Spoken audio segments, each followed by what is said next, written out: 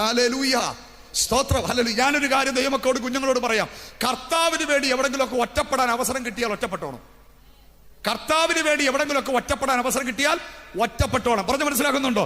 ജോലി സ്ഥലത്തായാലും ഓഫീസിലായാലും ബിസിനസ്സിലായാലും എവിടാണെങ്കിലും കർത്താവിന് വേണ്ടി ഒറ്റപ്പെടാൻ. നമ്മുടെ പ്രശ്നം എന്താണെന്നറിയോ? അവിടെ ചെല്ലുമ്പോൾ അവരെ പോലെ, ഇവിടെ വരുമ്പോൾ ഇവരെ പോലെ, അവിടെ ചെല്ലുമ്പോൾ അവരെ പോലെ, ഇവിടെ വരുമ്പോൾ ഇവരെ പോലെ, റോഡിൽ കൂടെ പോകുമ്പോൾ റോഡെ പോലെ, സ്വത്രം പറഞ്ഞാട്ടെ, സൂപ്പർ മാർക്കറ്റിൽ പോകും സൂപ്പർ മാർക്കറ്റിനെ പോലെ, ചർച്ചിനകത്ത് വരുമ്പോൾ ചർച്ചിനെ പോലെ. അയ്യോ സ്വത്രം, നിങ്ങളുടെ കാര്യം അല്ലല്ലോ ഞാൻ പറയുന്നത്. സ്വത്രം പറഞ്ഞുകൊണ്ടിരിക്കുക.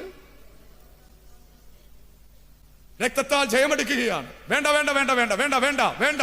ആവേ, രണ്ട് മുഖം നമുക്ക് വേണ്ട, രണ്ട് സ്റ്റൈല് നമുക്ക് വേണ്ട, രണ്ട് ലൈഫ് നമുക്ക് വേണ്ട. ആവേ, കർത്താവ് നമുക്ക് വേണ്ടി ജീവൻ തന്നെങ്കിൽ, ആ ഒറ്റ ജീവൻ നമുക്ക് തന്നെങ്കിൽ രണ്ട് ലൈഫ് വേണ്ട, രണ്ട് രണ്ട് രണ്ട് രീതി വേണ്ട, ഒറ്റ രീതി, ഒറ്റ രീതി. നീ എവിടെ ചെന്നാലും ദൈവ പൈതലാണെന്ന് തെളിയിക്കാനുള്ള തന്റെ ഉള്ളവർക്കായ ദൈവത്തിന് സ്തോത്രം പറയുന്നു. അതുകൊണ്ടാണ് സ്വർഗം വിളിച്ചു പറഞ്ഞത്, ഭയവും ഭീരുത്വവും ഉള്ളവൻ ഓടിപ്പോകട്ടെന്ന്. കാര്യം അവരെ കൊണ്ടൊന്നും ദൈവപ്രവൃത്തി നടക്കത്തില്ല. ദൈവത്തിന് വേണ്ടിയത് ഒറ്റയാളെ ഉള്ളെങ്കിലും കർത്താവിന് വേണ്ടി നിൽക്കുന്ന ഒരു കൂട്ടത്തെ ചേർക്കാനാ യേശു വരുന്നത്. നർച്ചിനകത്ത് ആയിരങ്ങൾ കൂടട്ടെ, പക്ഷെ കൂടിയില്ലെങ്കിലും കർത്താവിന് വേണ്ടി നിൽക്കാൻ ഒരാളുണ്ടെങ്കിൽ അവരെ ഓർത്ത് ഞാൻ ദൈവത്തെ സ്തുതിക്കുന്നു.